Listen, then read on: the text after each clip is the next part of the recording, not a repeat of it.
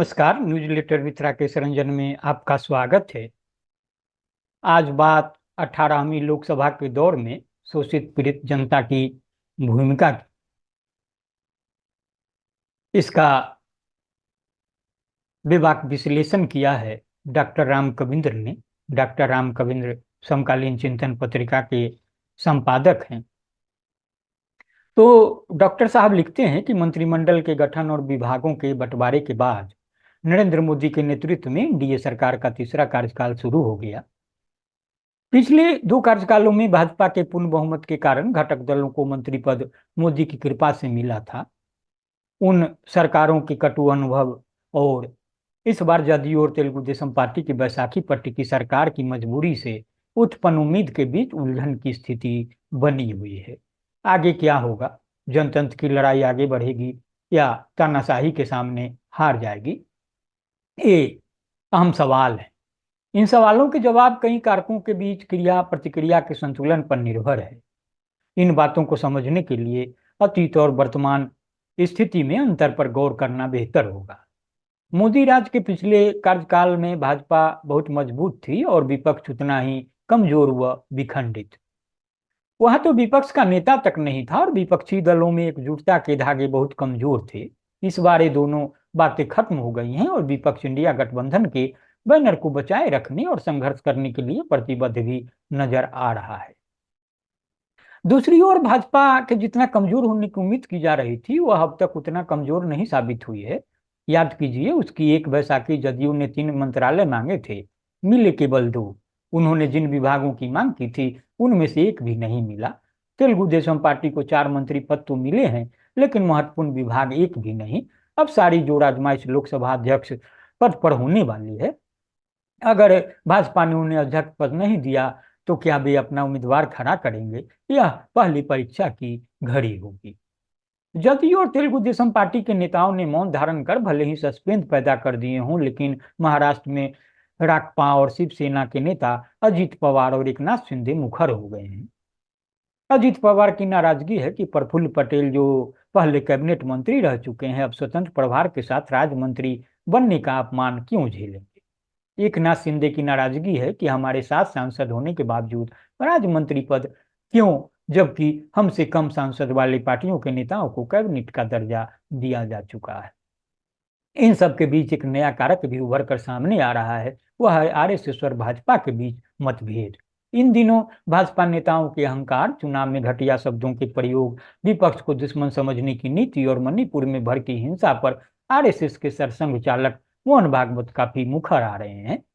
इसमें कोई आश्चर्य की बात नहीं है। चुनाव के दौरान जेपी नड्डा, माने भाजपा अध्यक्ष जेपी नड्डा, जो आज के तारीख में नरेंद्र मोदी मंत्रिमंडल का हिस्सा बन चुके हैं, यह साफ कर चुके थे कि भाजपा इतना मजबूत हो चुकी है कि उसे आरएसएस की जरूरत नहीं है। स्वाभाविक है उनके इस वक्तव्य से संघ और संघ के अन्य अनुषंगिक संगठन नाराज हों। इस चुनाव में नरेंद्र मोदी की अपराजय छवि ध्वस्त हो चुकी है। इससे कयास लगाया जा रहा है कि भाजपा के भीतर भी विरोध के स्वर फूटेंगे। पश्चिम बंगाल में राज्य स्तर के नेताओं के बीच जूतम पैजार शुरू हो चुका है। महाराष्ट्र और उत्तर प्रदेश भी उसी राह पर बढ़ जाए तो आश्चर्य नहीं होगा। संसदीय दायरे में सिमटे इन तत्वों से अलग जम्मू और कश्मीर तथा मणिपुर में उभरा विस्फोट नया संकेत है। जिस समय राष्ट्रपति भवन में एनडीए सरकार के शपथ ग्रहण का जश्न चल रहा था, उसी समय जम्मू और कश्मीर के जम्मू संभाग में बस ड्राइवर और उसके सहयोगी सहित 9 पर्यटक आतंकी हमले में मारे जा रहे थे और 43 घायल हालत में अस्पताल पहुंचाए जा रहे थे। दूसरी ओर 1 साल से लहूलुहान मणिपुर में एक बार फिर नस्लीय हिंसा का नया विस्फोट हो रहा था। जम्मू और कश्मीर की घटना चाहे जितनी निंदा करें, लेकिन यह तो मानना होगा कि ये दोनों घटनाएं मोदी सरकार के दूसरे कार्यकाल की नीतियों के अनिवार्य प्रतिफल हैं और आज उनकी विफलता के ज्वलंत उदाहरण भी। मणिपुर की हालिया हिंसा पर आरएसएस के अगुआ मोहन भागवत का बयान घड़ियाली आंसू है, जिसका उद्देश्य नरेंद्र मोदी के बढ़ते कद को स्वारोपित देवत्व पर अंकुश लगाकर उन पर संघ का शिकंजा कस देना है। दूसरी ओर भाजपा नेतृत्व संसद में अपनी मजबूती के लिए दोहरा कदम उठा सकता है। वह अपने घटक दलों के सांसदों और निर्दलियों को खरीद कर या डरा कर अपने खेमे में ला सकता है या इंडिया गठबंधन को तोड़ने की साजिश रच सकता है। मोहन भागवत के उपदेश का कितना असर पड़ेगा, इस पर पूंजीवादी विचारक काफी उधेड़ बुन में हैं। इस पर एक नजरिया है कि हर हाल में मोदी को देर सवेर संघ के सामने साष्टांग होना पड़ेगा, लेकिन दूसरी संभावना यह व्यक्त की जा रही है कि मोदी और शाह की जोड़ी ने गैर संघी विचार के इतने सांसद बना लिए हैं कि संघ के सामने भी थोड़ी देर तक तनकर खड़ा रह सकते हैं।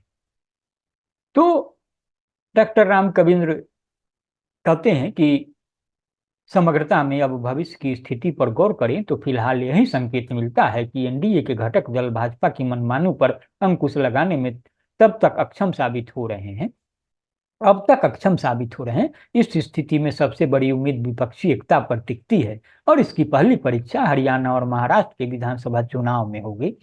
लोकसभा के नतीजों को देखें तो महाराष्ट्र की जनता ने तो अच्छी भूमिका निभाई है। हरियाणा के नतीजे उम्मीद के अनुकूल नहीं रहे। किसानों के प्रतिरोध को देखते हुए लगता था कि भाजपा के सामियाने उखड़ जाएंगे।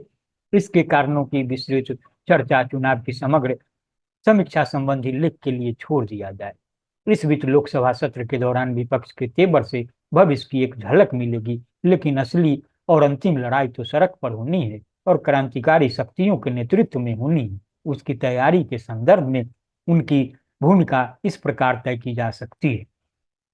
धर्म आधारित दलों व संगठनों, खासकर भाजपा व संघ परिवार की वैचारिक प्रस्थापना के खिलाफ निरंतर संघर्ष। दूसरा, जाति आधारित पार्टियों के खिलाफ वैचारिक व राजनीतिक संघर्ष।